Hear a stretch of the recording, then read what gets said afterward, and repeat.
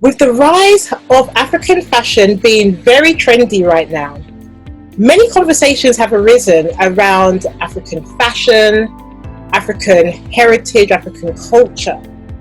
But where is the education within this? Who are the key players within Africa's fashion education system? So do make sure to subscribe to this channel so that you will get the highlights of every video that goes live every single Thursday on this channel. Hi, I'm Jacqueline Shaw and I am the founder of African Fashion Guide, and I am your African fashion business coach. And every Thursday on this channel, I bring a new interview or insights or business trainings on the market and the business of African fashion. For today's interview, I'm really excited to invite Dr. Erica de Greef, who is a co-founder of the African Fashion Research Institute, who's a curator at large of fashion at Mocha in South Africa, and she is part of the steering group of the research collective for Decolonizing Fashion. Welcome, Erica. How are you? How are you doing, Erica? Hello, Jacqueline. It's so great to be here and to see you again. It's been a while. I know. We've been trying to meet up all the time over the years, and things just keep happening, or we miss each other. But it's a pleasure to have you here. You are a powerhouse, and I couldn't think of anybody better for this conversation. So let's talk about the fact that we actually met, I think it was 2011 or 2012, when I did a trip to South Africa and I went to Leesof, the fashion school. Tell us a bit about your role there at the school back then.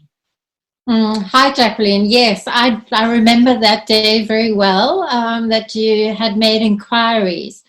So I was a lecturer at Leesof at the time. I had been with Leesof for about 10 years already. So it had been quite a while that I'd been there.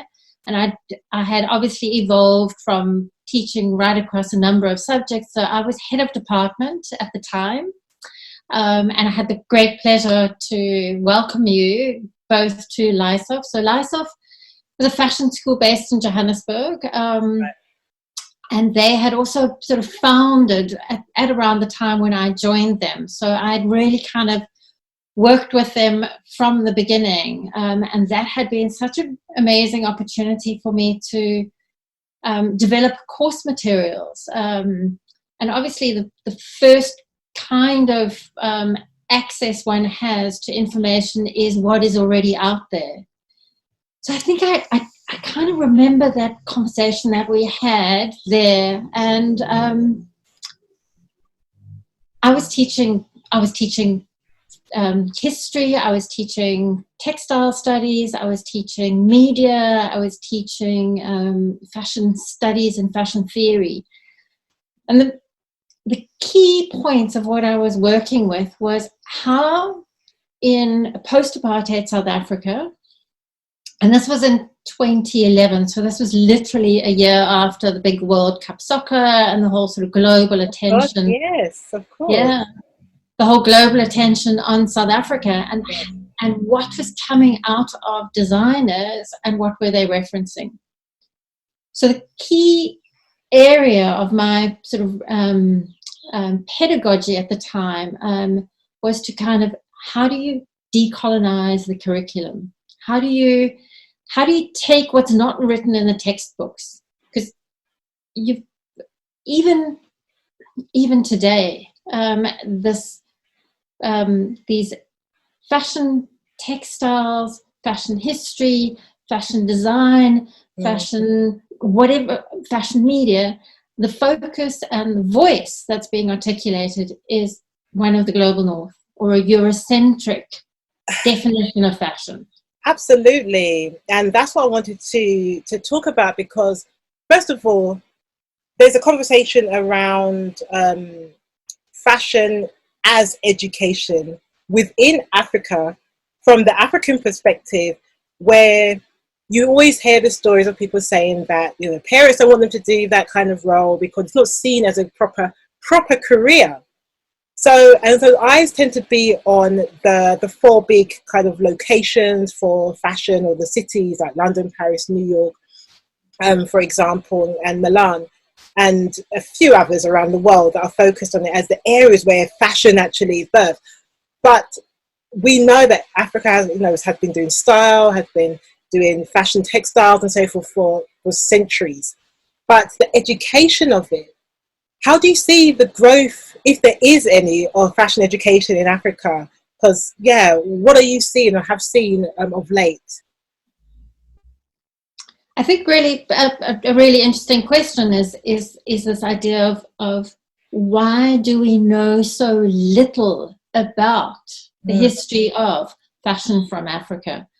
Why do we know so little about what the heritage of fashion from Lagos or from Accra or from Bamako or from Johannesburg? I mean, these strong African fashion centers that have got real rich histories, and we know so little about them.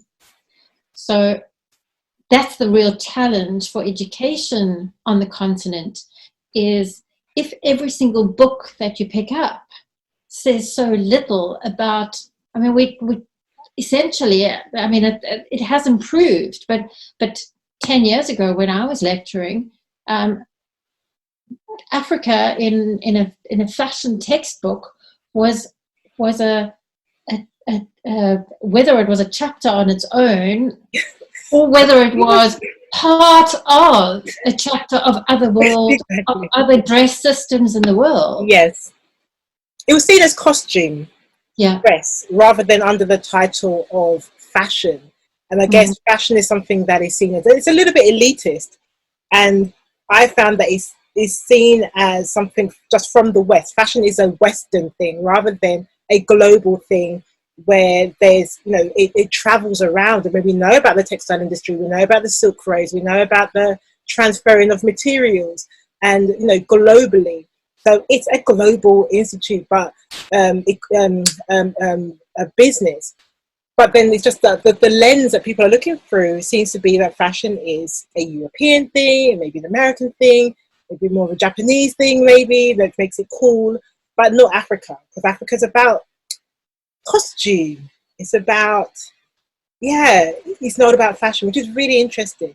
So I don't know, do you think that maybe there's not so much, as you were saying, education about maybe textiles or fashion from Nigeria, Ghana, South Africa, etc., because there's been a lack of investment, or is a lack of recognition of the importance of fashion in those areas?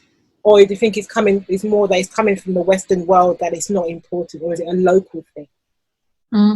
You've probably touched on probably all the ingredients that have impacted on it. But essentially, that fashion as part of the Western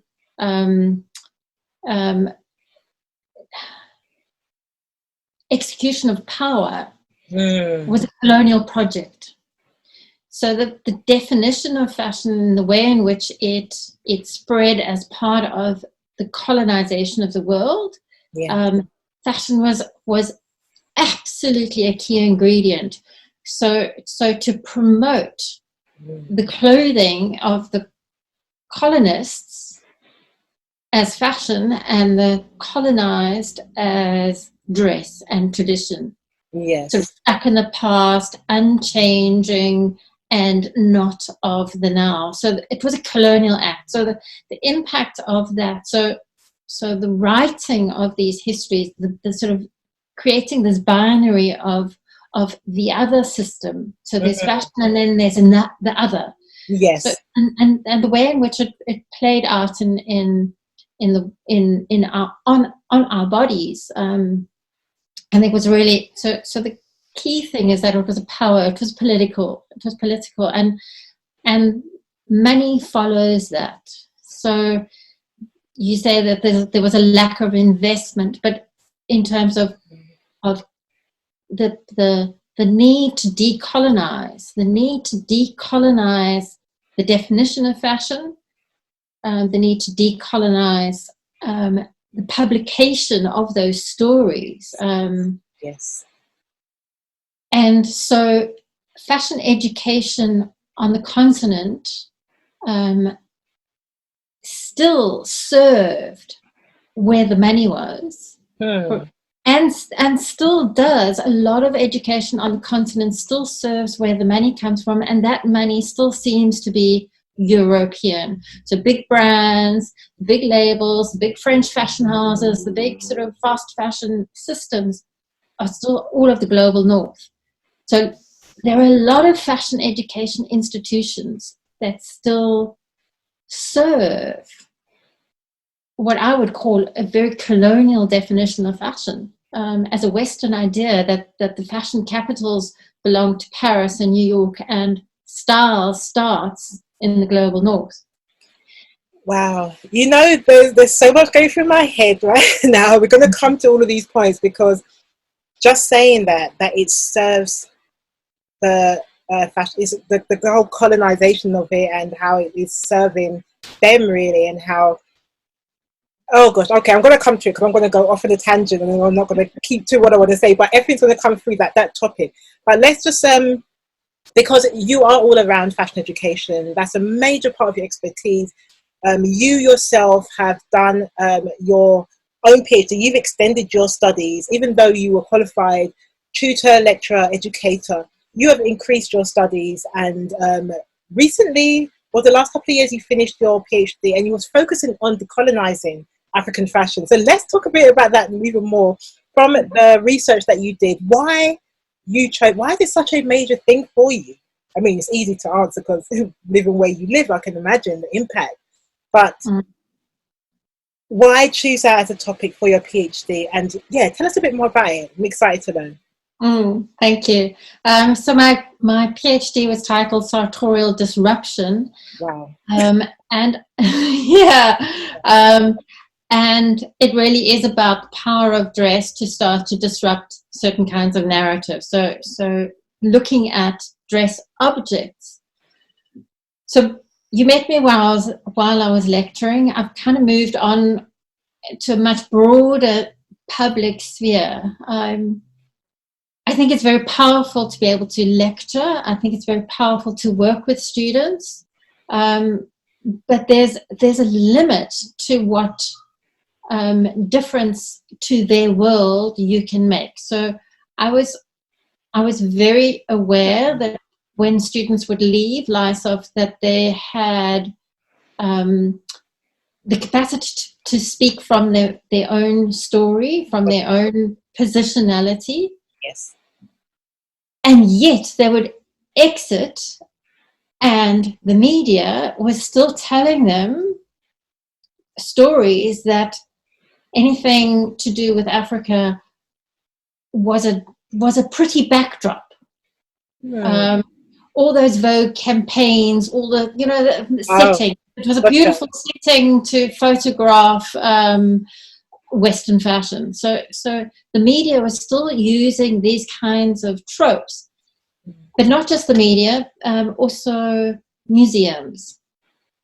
So you'd walk into a museum and Western fashion would be called arts, and African fashion would be called ethnography. So the kind of split between these two. So particularly in South Africa, so this is 25 years after the end of apartheid. So my PhD I finished about 4 years ago. So it's fairly recent. So This isn't something that I was studying 20 years ago. It's current, and this set of museums that combined these different institutions merged. One was an art museum, one was a cultural history museum, one was an ethnographic museum, and they brought all these different museums together to create one composite museum. But each of these different museums had clothing collections, and these clothing collections were dealt with so differently in terms of how they were spoken about, in terms of how they were exhibited. And for me, it was absolutely horrifying to see how racially divided these exhibitions and collections still are 25 years after the end of apartheid. And the museums are talking about transformation, and yet their clothing collections are still so divided and kind of ripped apart still. And so how do you start to bring them together? How do you start to disrupt those classifications and categories? I mean, you're talking about, you know, biases within the actual system of storytelling, or within the museum world as well, and generally within education. It's just the norm. It just continues. But is that why you feel it's imperative to rethink fashion education in South Africa / Africa, or just generally worldwide about fashion education around Africa? Is why you think it's important? Because the storytelling is comes from a different lens than what is traditionally how museums and educators have been presenting. Absolutely, there's such a need to decolonize, and it's not just in South Africa. So you mentioned that I'm also part of the steering committee of the Research Collective for Decolonizing Fashion. Yes. And the Research Collective for Decolonizing Fashion, we're loosely a body of academics, fashion researchers from around the world. There are some individuals in Canada, in Asia, in Australia, in Denmark, in Morocco, and so the idea is to decolonize the fashion discourse so that it is not singular, but rather inclusive and diverse. For those who may be watching their first time watching any of my videos or my work, or understanding my work, and they're hearing this term about decolonizing fashion and decolonizing African fashion, how would you sum up that if you're going to give just a general explanation? Because we're talking about it, but could you, is there a definition of what decolonizing fashion or decolonizing African fashion means in layman terms? Absolutely, it's such a difficult one to. Sorry about the hard question. to get the essence quite simply, but there are three kind of component parts really to the kind of decolonizing project, and the first is to identify the impact of colonialism. So to be able to sort of see, okay, that's what it did. That's what colonialism did. Okay. The second is to kind of, if that's what it did, how did it impact the society? So looking at its impact. And the third component, and so this is the important component, is to offer new narrative around that. So the recognition of it, looking at the impact, the effect it's had, and then new narratives, changing how people would speak about it, I guess. Yeah. Okay. So if we had to sort of think about fashion in that sense, and particularly fashion from the African continent, the impact of colonialism was that fashion was something that was imported. Fashion was something that was brought to. So whether it was suits, whether it was dresses with big puffy shoulders, whether it was wax print, I'm even sort of bringing that one in, but brought to the continent. So the impact of that, so that was what happened. The impact of that is that so much of what was existent was pushed away. So it was denied. It was turned away and replaced by a very much more Western mode of dress. That's similar to, like, you know, the naming of people, like, you know, through African history relating to, obviously, to slavery, and it's changing people's identities from, you know, what you're called, what you were named, changing your name, taking away your culture, replacing it with something else, it changes the identity, changes their heritage, and it gives somebody else the position of authority of that over you. And it's interesting that you're saying that, because I recognize it from the name perspective when you're talking about it from the fashion, the clothing, the way you dress. Now you're dressing as we want you to dress, or as we think you should dress. Yeah. And that's defining a person's identity in some ways.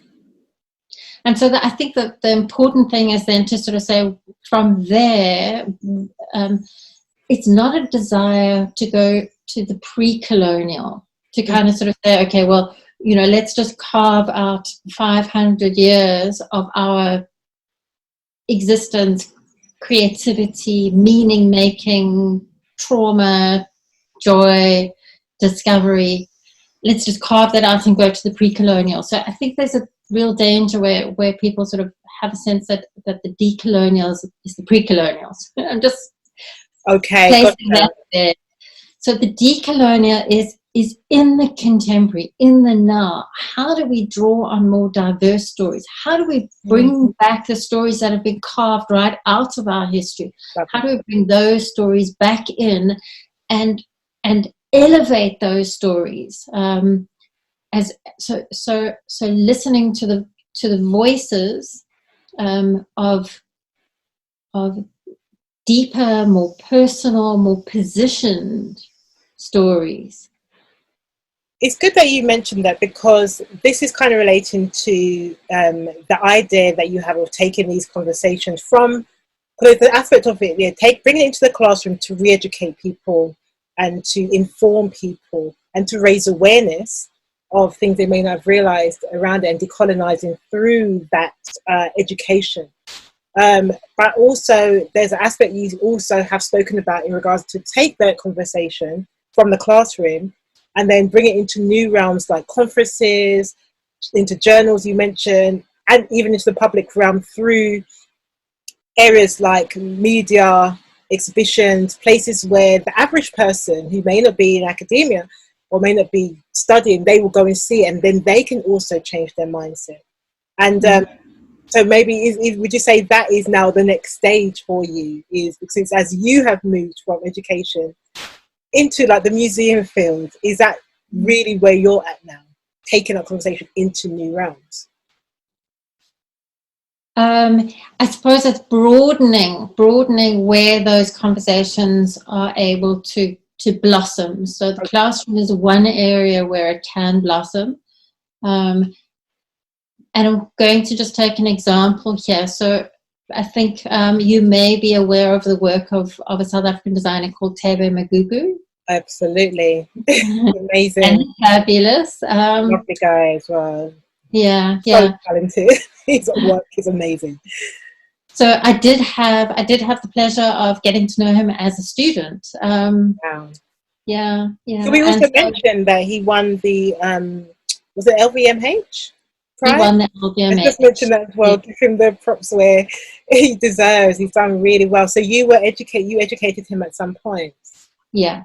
Wow. So even as a student, we had really rich conversations, and to kind of tap into his past, so where he's able to draw on his particular history and use his particular history and particular positionality, and then use this as the lens through which he tells his fashion stories. So I collaborated with him in as an outcome or as a result of the LVMH prize. He was welcome to showcase in Paris in February, and decided not to do a ramp show, but decided rather to work through photography.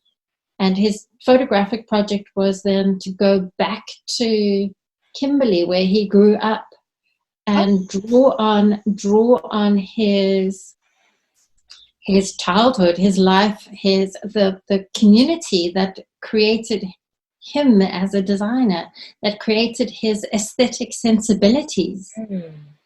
And this place where he grew up is called Ipopeng, and nobody would know the name. Nobody would know the name. The name is kind of sort of, it's just one of those forgotten townships.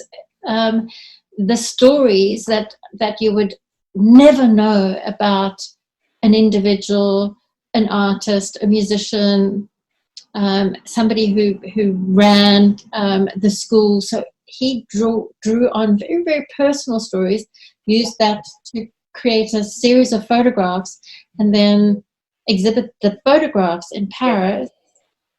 And then that starts to shift because you're having a conversation with a very different kind of person who then starts to recognize a voice from somewhere else. So the power of exhibitions to raise the voices of, and so as you mentioned right at the beginning, I think we're at a very interesting time in the world where voices from the continent, voices from the African continent are being listened to. Yes. Yeah. Yeah. Sorry, go for it. Yeah, they're being listened to differently. So they have been listened to before, but they're being listened to differently, because even like Picasso, who might have listened to voices and creative influences, he then still had the dominant voice on top of. So he still, channeled it through himself and said, but I'm the artist and I'm the one that created it.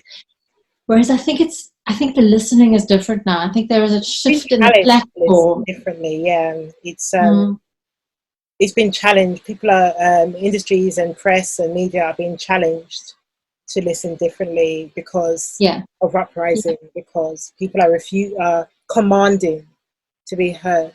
And I loved how you spoke about Tebe in that, because through him, he's now showing people a side of his heritage. He could have just come to Paris and just done the typical thing, did the show, massive collection, a lot of, wow and oohs, and then that's great, and he'll just go back to his work. But he's forced them to look at things differently because he's presented it differently. He's used his platform, his voice, that opportunity to say, I'm presenting this differently. I'm forcing you to see me for who I am and my heritage. And I'm finding that the whole discussion about decolonizing fashion, African fashion, it seems that there's a slight rise over the last 5 years, a slight rise of designers who are using that platform, to present their heritage. And it's causing conversation because they're getting into places, they're collaborating with people. Even people like, Trevor Sternum, who's a creator, photographer, South African, and he's collaborating with particular big institutions and groups and media and companies, and bringing a different viewpoint, bringing a touch of Africa. People like, obviously, like Duma of Makoze, what he's talking about in regarding his heritage. People like Makio in Nigeria, the fact that her designs got into places like Selfridges. People are going to ask about this textile. People are going to ask about what is Ashoke, what is Adire. And she can use that as an opportunity to speak. And then even Bio of Orange Culture does the same thing, causing people to ask, what is this fabric? What is this coming from? And the magazines are asking them. And that's where I see they are using their platforms by choice or by, I think it is by choice, to share their heritage using the medium of fashion. And that's just such a beautiful way to do it.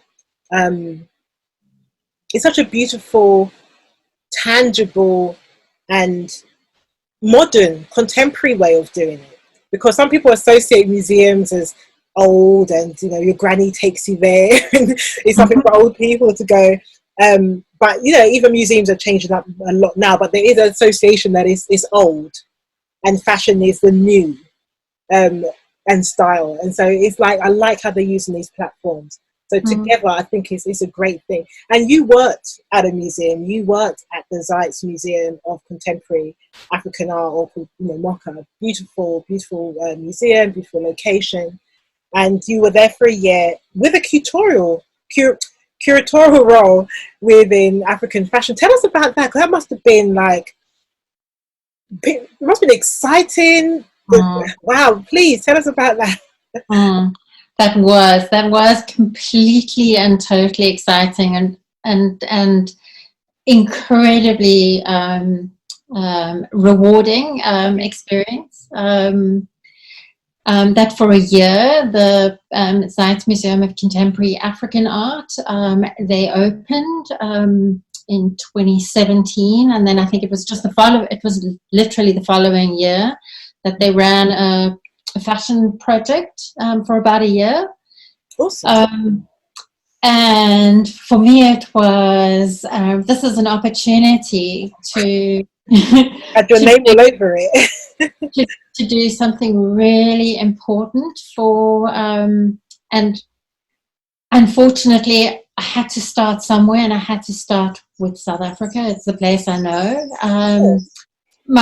My dream was that this would be an ongoing project, but as we all know, the pandemic has had an incredible sort of impact on the sort of scope, on the possibilities of doing things. So sort of saying that we at 12, so I think we've done about. Wow. Okay. So yeah, you were there for a year, and and get involved a lot. And as I said, the idea was to kind of sort of build on this over time, but that kind of didn't happen. So, but the real opportunity was to start to build an archive, and I keep coming back to this that without a record of what's come before, it's so difficult for young creatives to build on. So they almost always need to go back and start from scratch, which is great, and we love it, and it's all innovative. But the need to start to build an archive. So the first exhibition that I did at Zeitz, or the exhibition that I did at Zeitz, was to try and create a wide story in a very quick way. So we took 21 years of South African Fashion Week, which had just turned 21, so they had been around for 21 years. So it was amazing. I remember that. It's amazing. Yeah, like a little micro history, but that opportunity gave us an opportunity to showcase the work of 21 designers across 21 years. So you kind of got a bit of the breadth and the depth of a South African fashion industry, and each of those designers' stories could be evolved and developed a little bit. So that the necessity to build an archive is just so important to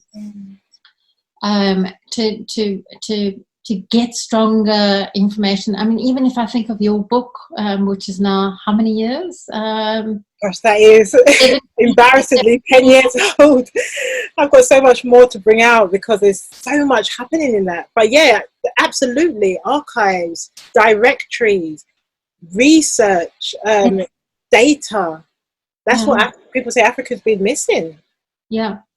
So documented history. Sorry, it's not been missing the others. It's just the documentation. Yeah, and then having that access to that. So yes, and that's I've been seeing a lot more of that coming up now. People, I mean, we're in a digital age. We're in a communication age, digital age, information age. So yeah, there's more of that coming now, and that's why I think it's amazing that you started the AFRI. And tell us about that. Why you decided to start the African Fashion Research Institute, and why now? Tell us a bit more about that. Yeah. So as I said, the work that is possible through museums or creating these kinds of public platforms. When the project ended with Zeitz, the sort of formal project ended with Zeitz, I realized how important it was to be able to tell these kinds of diverse stories in platforms that reach right across sort of academia right through to popular culture. And so the African Fashion Research, or AFRI, as we call it, I founded AFRI with my co-founder Lesiba Mabitsela. I worked with him also at Zeitz. He's an amazing fashion practitioner, maker, thinker. Perfect mix.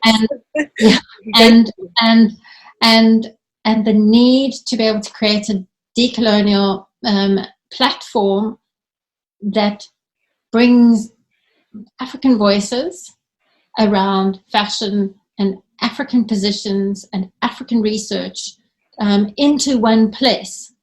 So yes, you've published a book on African fashion. Yes, somebody in America has done research on West African or Mali cloth, and somebody in Botswana may have done a PhD in 2006. But how do we know where these things are? How does a young creative in Kenya access that kind of information? So essentially, I mean, it's a long-term plan, but the African Fashion Research Institute ultimately wants to become like an archive of information about fashion from the continent, historically, what was happening, where, when, current projects, current research, collaborations across different institutions. This is amazing. Fashion industry. When I started my platform, African Fashion Guide, that became a resource for people because there wasn't, everything is scattered, as you say, and there wasn't somebody speaking about the African fashion supply chain in the way that I was doing it and providing information about from cotton, from the field through to fashion. And I think these kind of platforms that we're building are going to be, they are game changers, they're disruptors, they're new. And you doing this, providing all the information about what's going on, providing that from a research perspective, providing it from an archive perspective is absolutely needs to be the place. I think there's no hope in this. It has to be. And I hope that people watching this, that there's, as I put this out, that people from press, from particular media will see it and be able to endorse it and support it, as I do myself, because I believe in it. It's a really, really great idea. And I really salute what you've done. So what places have you been featured in or published in about this, or the kind of people that you're working with around the AFRI? Maybe share some of these amazing, do some name dropping. Tell us who else that you've been involved with whilst you've been building this AFRI. So we've done some really interesting work locally. So I've worked together with Khayelitsha Fashion Week, which is a really kind of grassroots community project. I'm glad you said that and not me, because I would not have been able to get the name of the town out. So yeah. So that is Khayelitsha Fashion Week. So really interesting work working with fashion entrepreneurs, but really at a kind of grassroots level. Right through to working with the Tropen Museum in Amsterdam, where we were invited to take part in a workshop. So sort of from the hyper-local to the hyper-global. We've published some sort of in various places. Lesiba recently did a really interesting engagement at the London College of Fashion around masculinities. Awesome. Yeah, so we're kind of activating different kinds of spaces. So I think the need to diversify and to be inclusive and accessible. So our first major project that we did was a digital exhibition And lovely. yeah, and we worked with, obviously it was Tebe Magugu, who won at the International Fashion Showcase at Somerset House last year. That's where I got to meet him. Yeah. And it was Tebe and Amidoshi Shah from Kenya and Cedric Mizero from Rwanda. So there were three African designers that showcased at that exhibition. So we digitized the entire exhibition and then added narrative from an African perspective. So there was an interview with Cedric, there was an interview with Ami, there were some backstories around their work, previous research that they'd done. So we kind of added an additional layer that wasn't necessarily in the physical exhibition, but into the digital exhibition. So that was also, it's about access. So people from the continent would not have seen that exhibition because it happened in London. Like, that's true. Yeah, that's very true. How do you decolonize that act? Even that, you're taking and presenting in different areas. What about African people to see? Yeah, and be, see what they can be part of. I love the fact that you've been featured in things like the Fashion Theory Journal. That's major to be published within that. Other journals and books you mentioned, Slow List in Fashion and Politics. So it's been, your team has collaborated with AFRI as well, Future of Fashion, and you've been the collaborations are kind of the thing of now, and it's more about the ecosystem working together rather than as islands. And I think that's really key, and you're showing that even from the early start of your business, of the organization. So it's amazing. I really look forward to it. And I think what it reminds me of, the whole topic of archiving histories, telling narratives, decolonizing, looking at impact, all of these areas that you mentioned in regards to breaking down with decolonizing African fashion week. You gave very interesting perspective of an area of my own interest, which is looking at identity, heritage and culture, and Africa's adoption of colonial items in textiles. So you talk about the blankets, so you maybe can share a little bit about that. And I could relate that to, or many others probably could, regarding things like the wax print, which we know was brought to Africa and African people, and now it's been adopted and African people will say it's ours. So maybe you can elaborate on just a little bit about the blankets and share a little bit about that, and that kind of discussion within your work as well. I think that is part of the work of a decolonial thinker, is to offer a completely different perspective. Yes. And it comes across in various other researchers, Paul Basu and Ferdinand de Jong. I think they sort of talk about decolonial affordances.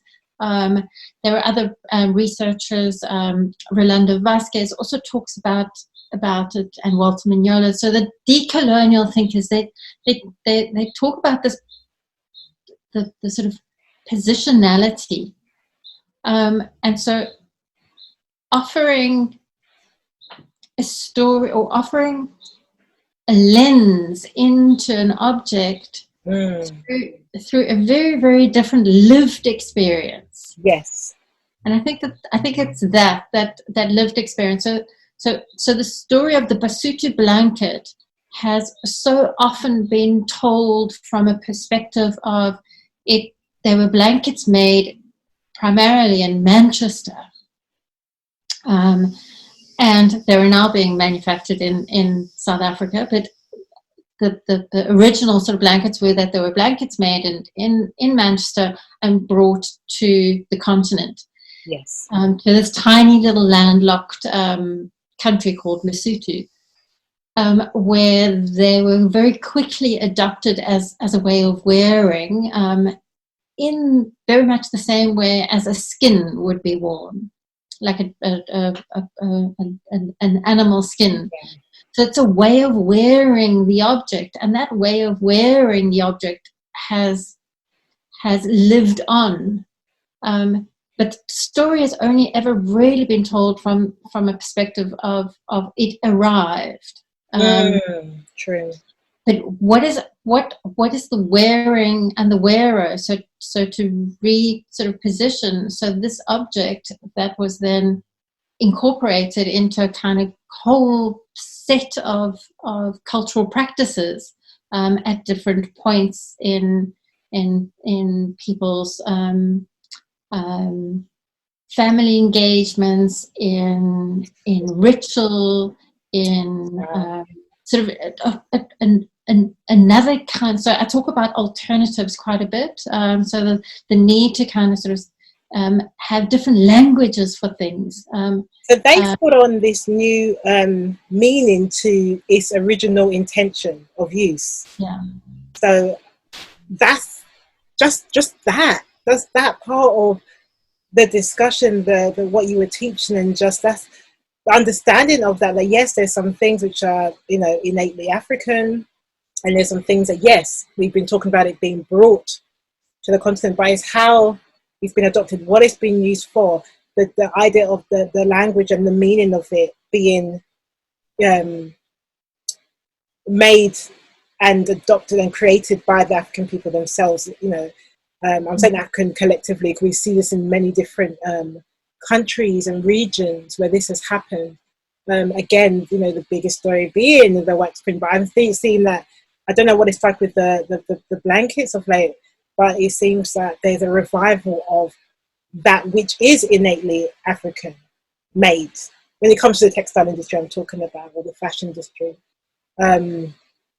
So that discussion you had around that, it opened up my eyes. It was delicious in that sense because it was educational, but it was feeding, because some education can just be surface and just there it is, 2 + 2 = 4, but there's not the depth of understanding why does that, where does that come from, what does it relate to, what is the meaning, the lived experience of it as you're speaking about, the phenomena around it. These are the kind of discussions that we need to be having and that needs to be shared. And I think the AFRI is that platform. And I'm so thankful. I wish it was around when I started. I managed to get to speak to you, which was great, personally, to get to know you as well. But this is going to be game-changing from that perspective. Is there anything else you want to share about AFRI? I've got a couple other questions for you, but anything else about AFRI you wanted to share that maybe we've missed out on? I think what is important is to sort of say that it's a work in progress, as we all know what things as works in progress are. So people wanting to reach out. We're in the process of creating the website. We're in the process of creating our sort of brand identity, all those things that are necessary. Yeah. But we've got a Instagram account called AFRI Digital, AFRI_digital. I'll put the links below. And then I think what's important is the need for these kinds of multiple perspectives, the needs for these kinds of multiple conversations, I think is so important. So the work that you're doing, I think is really exciting.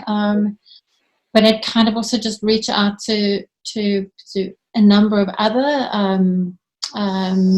global kinds of conversations that are happening around textiles, around aesthetics. I think it's also about aesthetics, different kinds of aesthetics that and particularly I think the pandemic has done a number of interesting things because of the lockdown. It's almost how do you have those conversations beyond your own bedroom or beyond your own living room? Yeah. And so it's forced, it's encouraged, it's made possible, these much broader conversations, and particularly reaching into the continent. So I've been able to listen to people from Lagos, from Nairobi, from Accra that I would not normally have had access to because I wouldn't have gone there. True. For those kinds of conversations. So webinars have kind of completely opened up the space of dialogue and communication. So and most excitingly is that there are so many women's voices coming out of Africa. But yeah, even within this, when we're talking about these discussions and how the digital world is changing that, but the digital world is also highlighting some of the issues that are going around in regards to Africa that is seems to be trending. Because we have to kind of look at, like, is this an important thing right now, or is it a trend right now? But the discussion seems to have evolved around Africa and around areas such as race relations, cultural identity, the concept of freedom, and the concept of, and popular culture.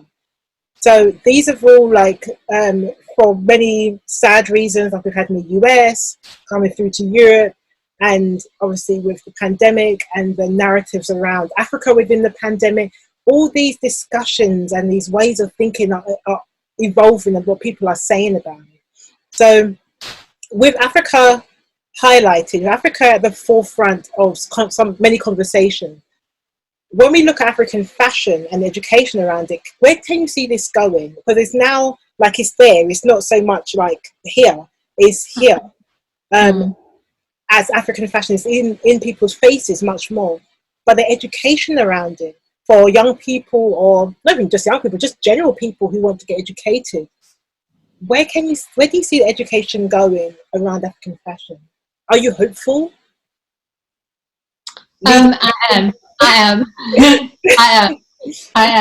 I think the digital is an incredible equalizing and facilitating space for this. And so I've been involved in the last year in a couple of online teaching opportunities. So whether I'm engaging with a group of students in Berlin or in Ghana or in South Africa, so the digital has allowed for a whole lot of new online teaching opportunities. And so together with another collaborator called Heeten Bhagat, I've just developed a 7-week online course on African fashion. Awesome. With a big fat question mark, because I think the question that so often goes around is, like, what is African fashion? But the course is really trying to address, like, the origins of these stereotypes, the complexity of the conditions that keep a kind of global idea around what African fashion is. So it's really going to be, it really is an exciting course around disrupting those kinds of stereotypes, and then how to speculate or how to think through and how to create new kinds of conversations. So as soon as we're kind of ready with that course, we'll definitely share it with you and your readers and stuff like that. So, but it's just also maybe just a call out to somebody like Kimberly Jenkins and her work that she's doing with the Fashion and Race database. Again, it's a digital platform that's open access and creating spaces for incredible voices. I think, the positioning that she's in right now, she really is game changing. Jonathan Michael Square, I don't know if you know his work. He does the fashioning of the self in freedom and slavery. Oh wow. A fantastic work as well. Also started as a digital, just really started as like an online Facebook page, as a kind of digital platform. So there's an incredible gift that's opening up, where individual researchers like yourself and I, we're having a conversation, like we're sitting next to one another and in your lounge or my lounge, but in actual fact, so these are really, really, really powerful changes. And I think so. If you say, is there hope? I'm hoping that an intercontinental, so across the continent, that there's going to be much more diverse voices from Malawi, from Rwanda, from Egypt, from Algeria, from Liberia. You know, we really need to start having these across the continent conversations, so that we start to open up the idea around what is happening. And then just to add an extra extra opportunity on top of this is, I think the idea of sustainability. Oh yes, of course. And the idea of sustainability as a way forward is asking us to revisit technologies, sort of indigenous technologies, indigenous knowledges that have been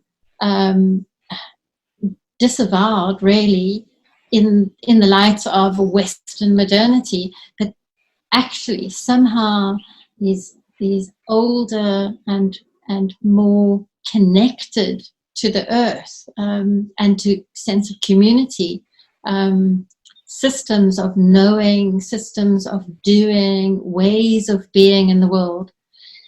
And I think that combination, so it really sounds like an oxymoron. So on the one side, I'm sort of saying technology, and on the other side, I'm saying indigeneity. But I think the coming together of those two is starting to make the world, or make a much wider listening to the stories from the continent. Wow.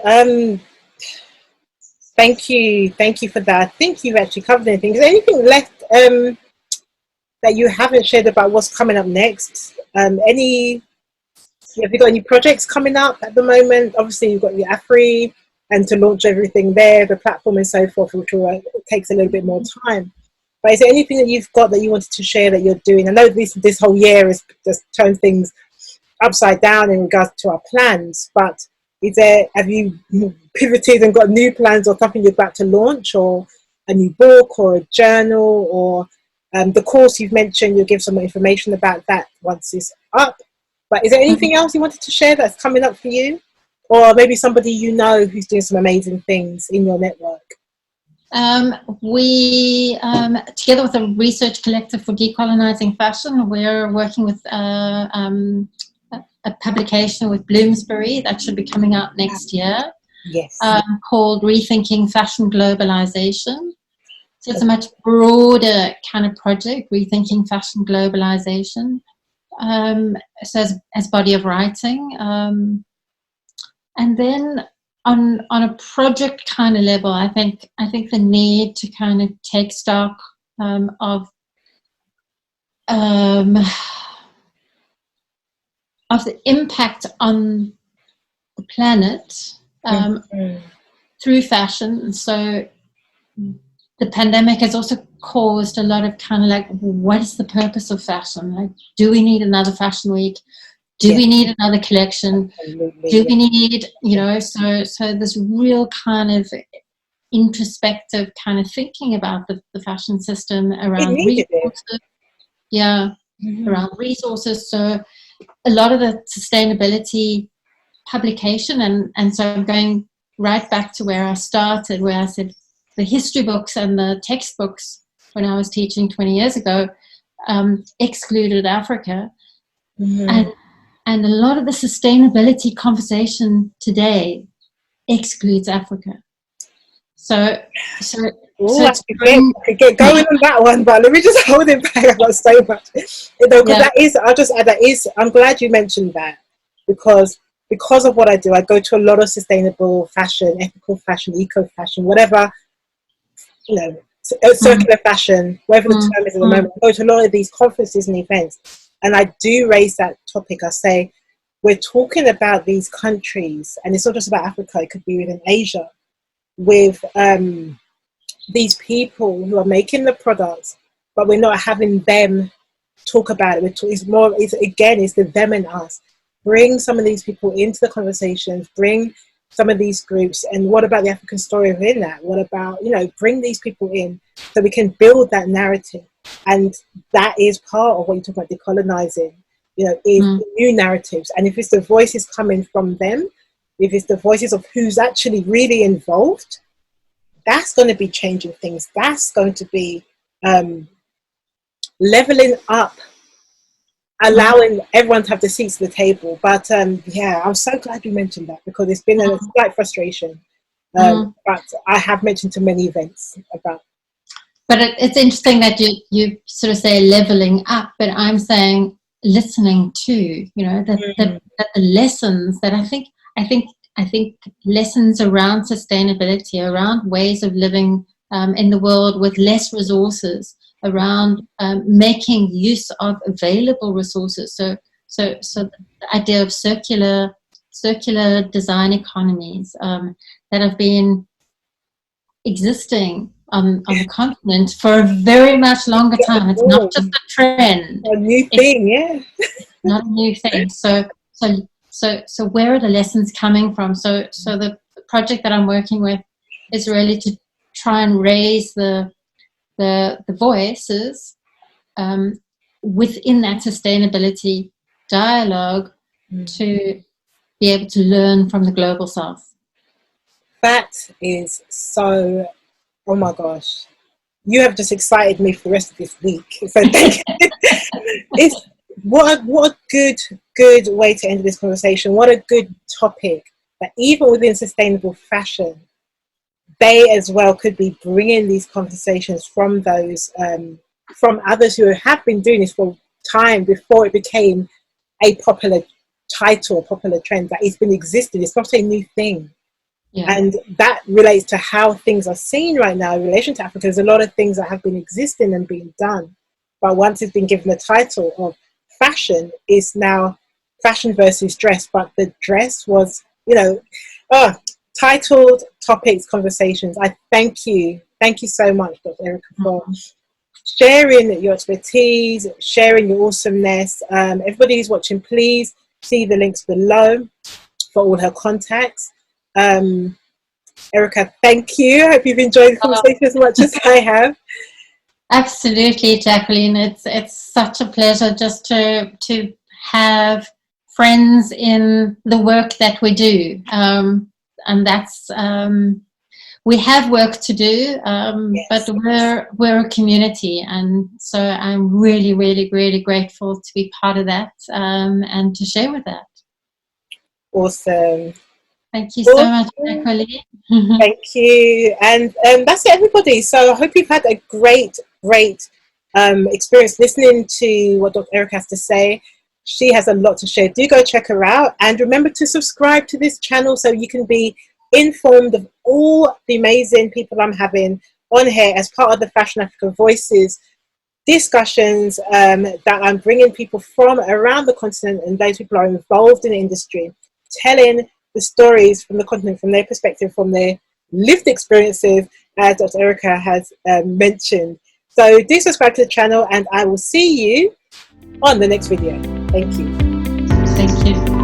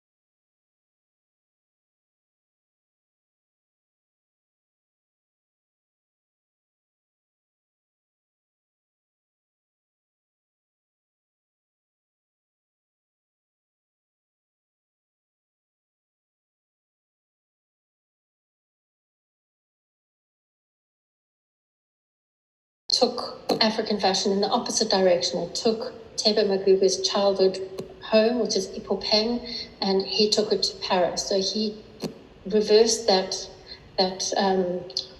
directional slant that happens with fashion. And this particular image is Thebe Magubu's mother's bedroom. So the shoot was actually really, really personal, but where the personal becomes political. So kind of disrupting who gets access to Paris and what kind of spaces are allowed. The digital is also a really important platform for fashion films. So this is a still from a designer called Rich Manisi, and he's also been interrupting and disrupting fashion spaces. Where does